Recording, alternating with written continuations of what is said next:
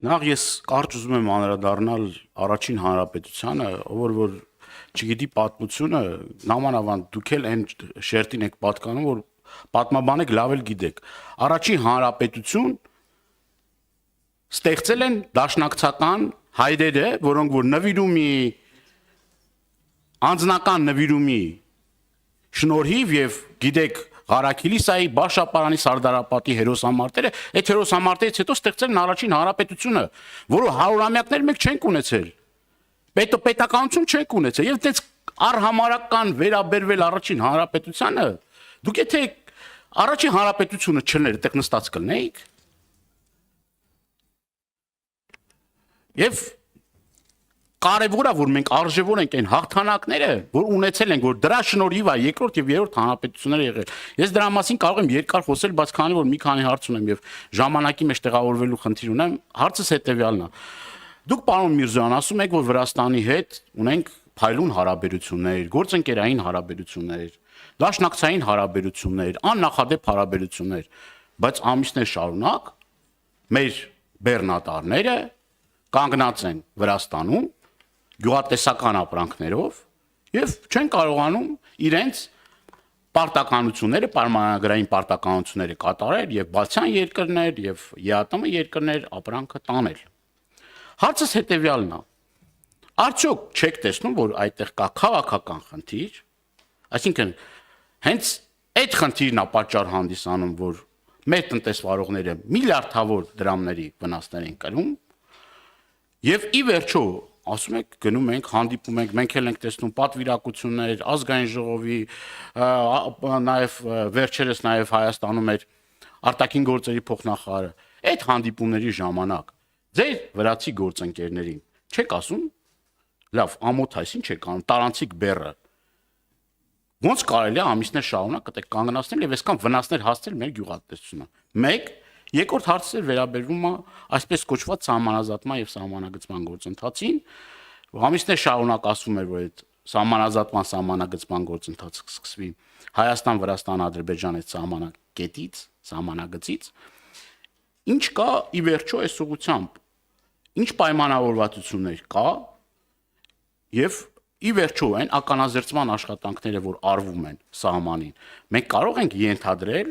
որ նաեւ հաշվի առնելով այն նամակը որ Ջեյհուն Բայրամովի գրասենյակը ուղարկել էր պատասխան մերի որ 32 բնակավայրի եթե չեմ սխալվում մոռացեք այդ 32 բնակավայրերի մասին արդյոք ադրբեջանական կողմը պատրաստվում է որևէ մի հայկական տարածք հետ վերադարձնել եւ այս ուղղությամբ առհասարակ ինչ կա Պարոն Դանիելյան, դուք պատմության համար արձանագրենք,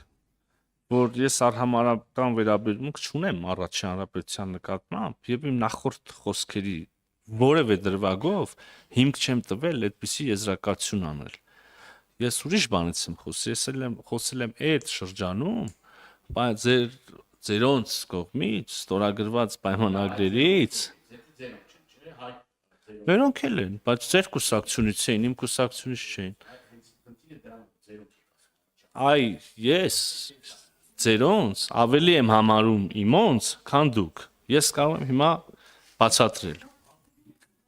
Նայեք, շատ պարզա եւ բան, այս իմ եւ Տիկին Վարդյանի քննարկած հաճախակի թեմաներից է, բայց շատ հետաքրքիր թեմա է։ Այդ մարդիկ ցեղասպանություն անցնելով, հա, այդ հանրապետություն ունենալով, սկսելով 12000-ից, հետո ուրիշ ճանաչում, հետո վերջ ինչքան արևելքից ուրիշ պատերազմ, հարավից ուրիշ պարզա։ Ոչ մի պետական ինստիտուտ չէ աշխատում։ Ուզում եք եկեք նստեք, ես գնամ։ Պարոն Դանիելյան, չիլնի։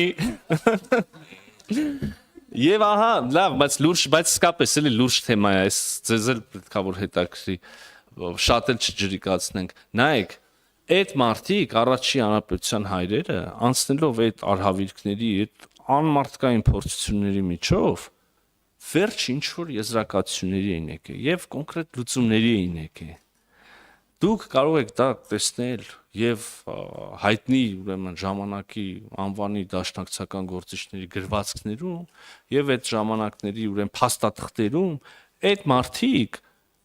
նենց ոնց որ մենք այսօր փորձում էին հասնել Հայաստանի Հանրապետության շուրջ խաղաղության։